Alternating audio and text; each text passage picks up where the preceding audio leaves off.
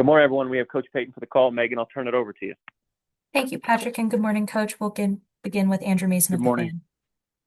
Fan. Yep. Morning, Sean. First of all, happy birthday. And Thank second you. of all, you're welcome. And second of all, clinching the AFC West via the Chargers loss. Were you watching that? Kind of how did you learn about that? And also, what's your message to the team after accomplishing the first of the 3 goals for this season? Yeah, I mean, I was watching it probably like everyone else.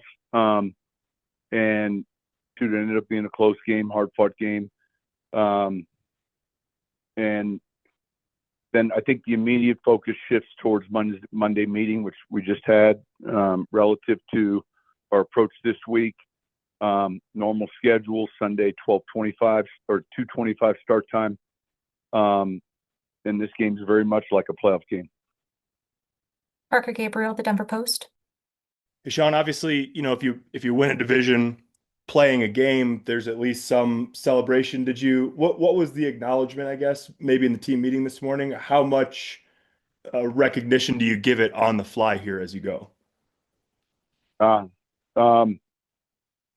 a good question because, look, the equipment god, Flip says, text me, what do you want me to do? And I said, just put them in the lockers. We actually didn't even talk about it. And I don't know if that's something I should have or omitted. I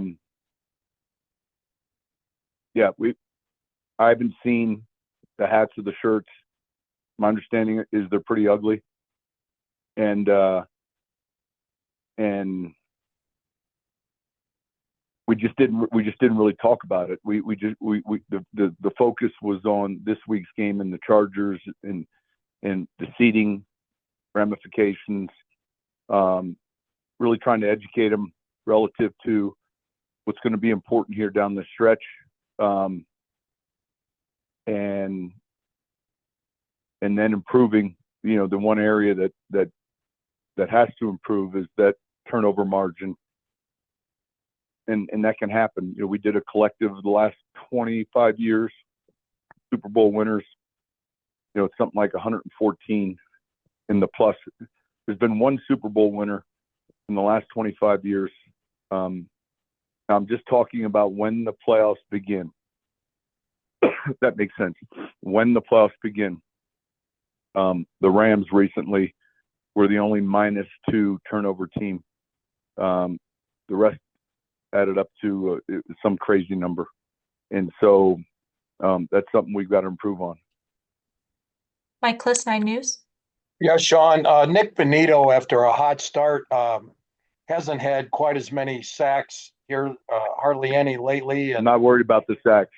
Worried about caging the quarterback, rushing him properly.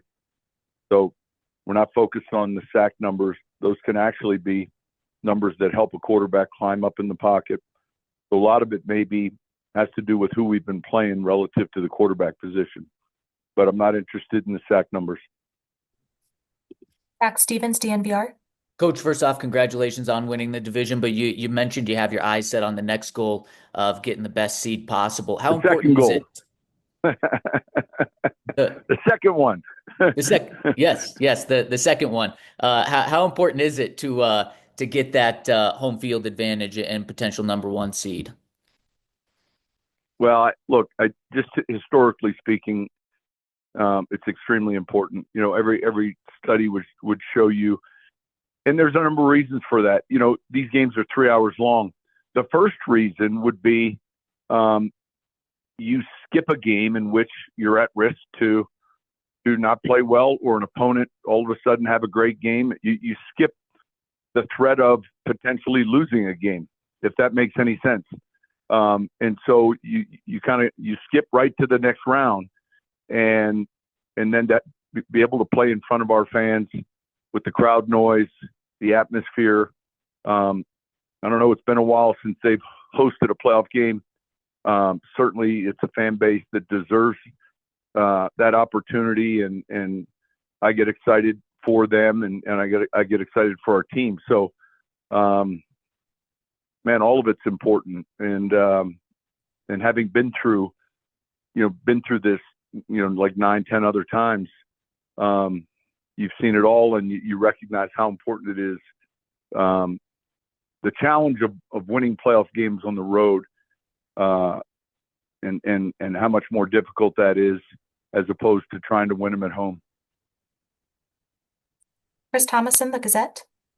Yeah, hey, Sean, I realize you've only completed one of your goals, but you, of course, spoke before the season about this team being capable of making it to the Super Bowl. In hindsight, how much confidence do you think that gave the team with your kind of talk in that regard?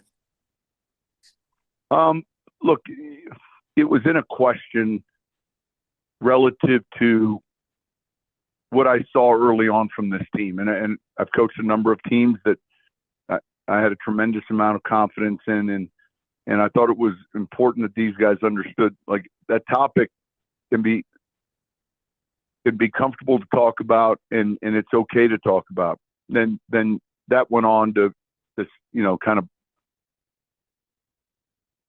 run away with, this is what he thinks. It was basically, hey, these are our goals, and this team is a team that,